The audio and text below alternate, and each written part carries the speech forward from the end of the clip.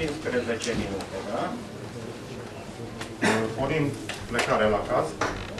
Am ajuns la locul solicitării. Zonă sigură, putem intra în casă. Ce înțelegeți zonă sigură? Ce vă interesează? Ne interesează câine, anturaj agresiv. Nu. Zonă sigură. Putem intra în casă.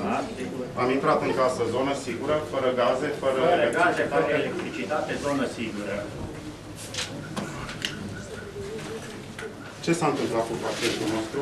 Eu sunt pe potru să plângeate, am venit în vizită, dureri precordiale, amețeli și eu zic parcă lășini. Și l-am întins pe jos, fără să se lovească. Dar eu l-am întins și am văzut, așa am văzut la televizor, că e bine să-l întins pe jos și să nu mai miște.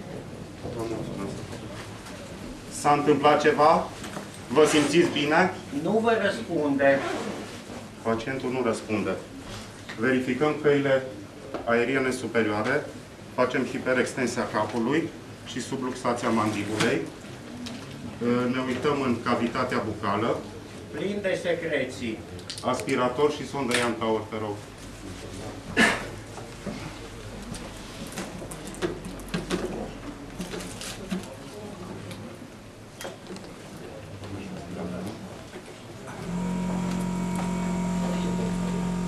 Aspirăm pacientul.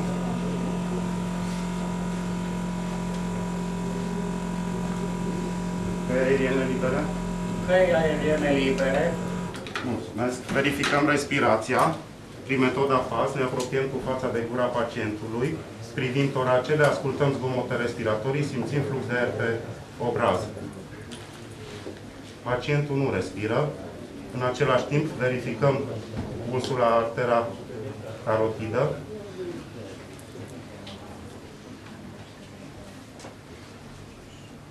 Pacientul nu are puls. Stop cardiorespirator. Te rog frumos să punem pacientul jos. Anunțăm echipaj. Bază sunt ambulanță 11. Te rog frumos, trimitem echipaj cu medic. Avem pacient în stop cardiorespirator. S-a marcat. Monitorizează pacientul pe electrod. După care te rog să faci 30 de compresii toracice.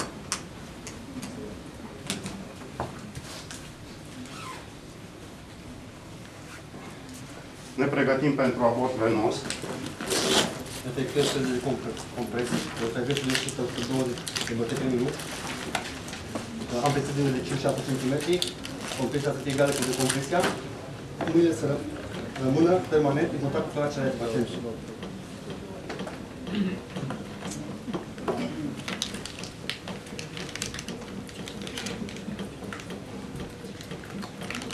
Și 6, 8, 9, 30.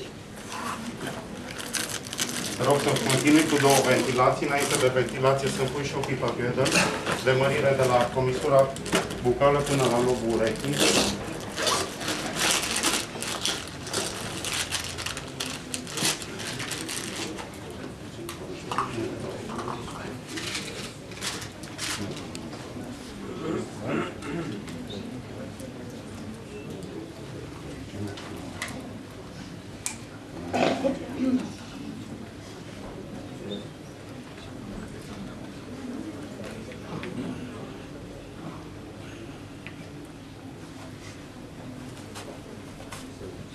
Nu atinge pacientul, facem o analiză.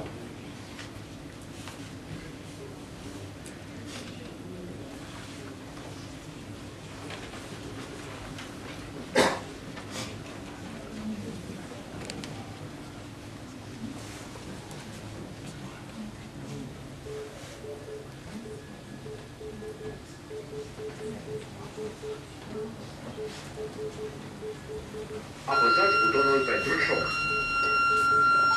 Șoc livrat. Continuă cu 30 de compresii toracice. Pacientul nostru a primit primul șoc. S-a notat.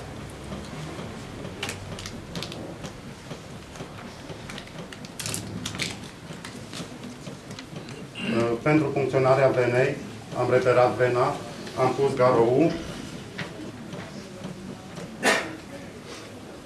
Funcționăm vena. Desfacem garou. Fixăm vena.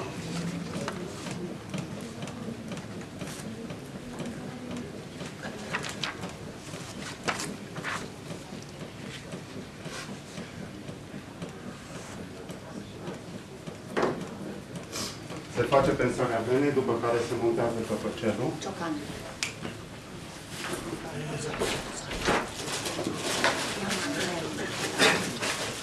Pregătim o soluție de ser.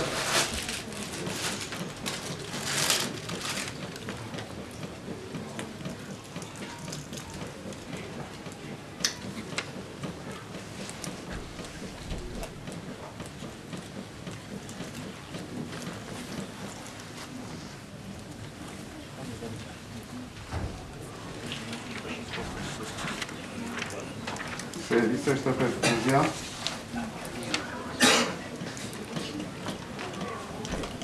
Se montează la braunulă. Rog pe cineva să vină să-mi țină perfuzia. Da, o țin eu. Considerăm că o la jos. Pregătim pentru intubat.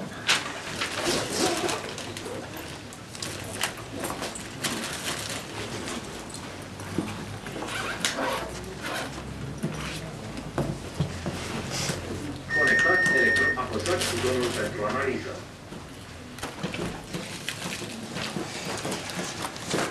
Pentru intubat am pregătit laringoscop, sondă de intubat, cu mandren, seringă și fixator de sondă. Pacientul nostru, bărbat în vârstă de 76 de ani, 76 de ani. o să folosim o sondă de 8. Schimbăm mânușile. Desfacem sonda. Atașăm mandrenul.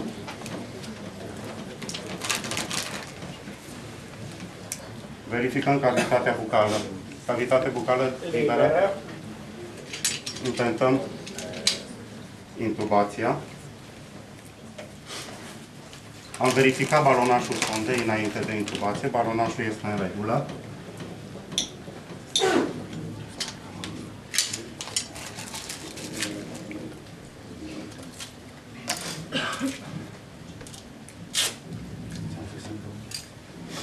Verificăm poziționarea sondei. Am să te rog să ventilezi.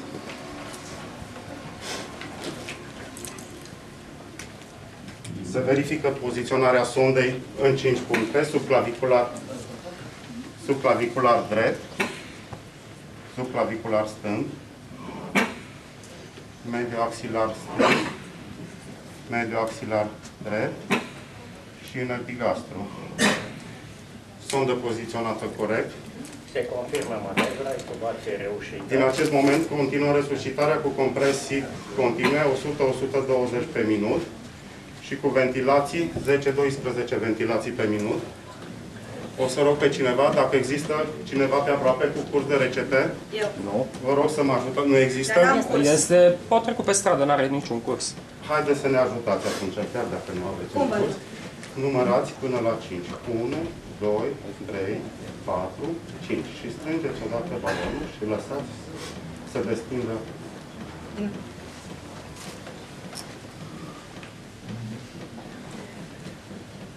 Oprește compresiile toracice pentru analiză. Nu atingeți și nu mișcați pacientul.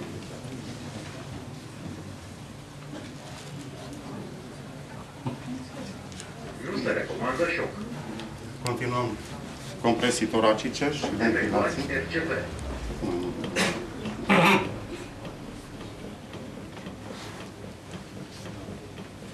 Pregătim adrenalină.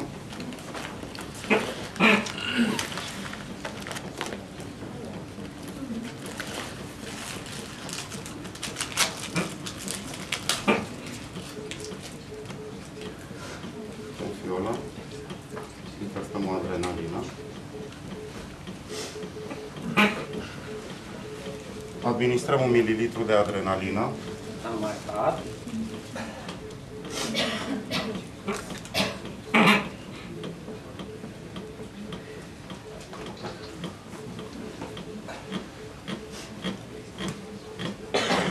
Efectuați RCP.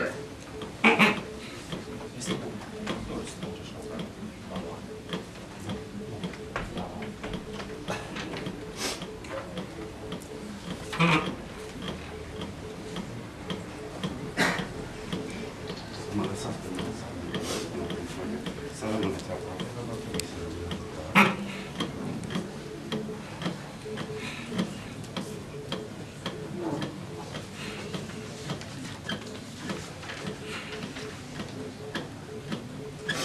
Oprește compresiile, îndepărtează-te de pacient. Nu atingeți și nu mișcați pacientul. N-au trecut chiar 2 minute. Apăsați butonul pentru șoc. Atenție, îndepărtează-te de pacient, livrezi șoc. Șoc livrat. Șoc livrat, continuăm compresii toracice. Efectuați RCP.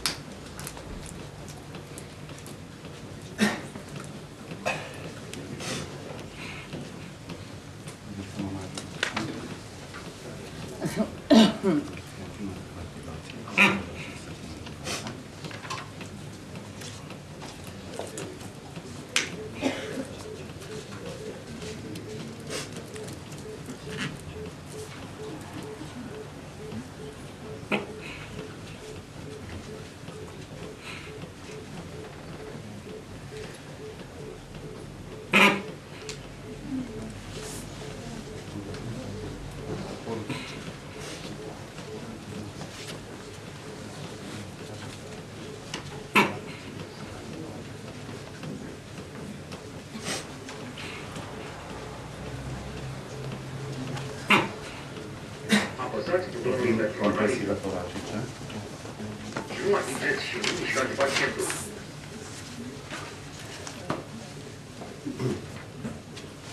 Avem ritm compatibil cu viața, se caută funcții vitale. Efectuați RCP. Bilateral.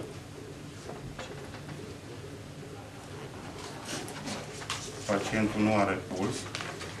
Continuăm resuscitarea.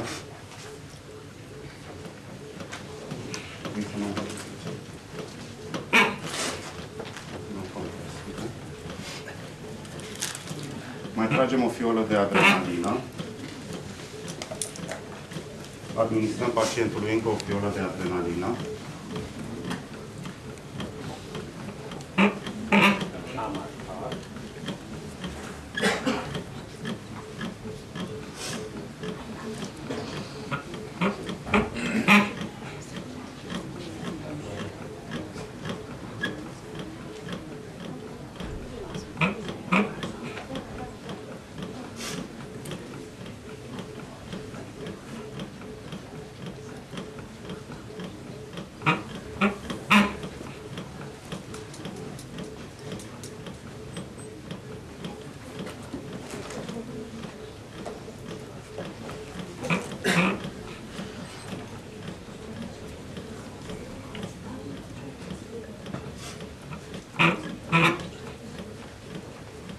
Mai aveți 30 de secunde din exercițiu.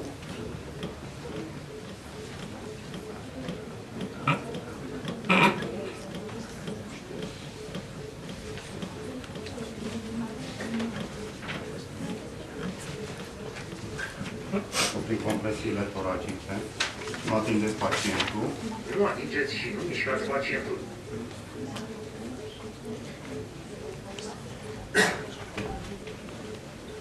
Nu se recomandă șoc. Avem un ritm organizat, verificăm pulsul. Efectuați RCP. Stop exercițiu.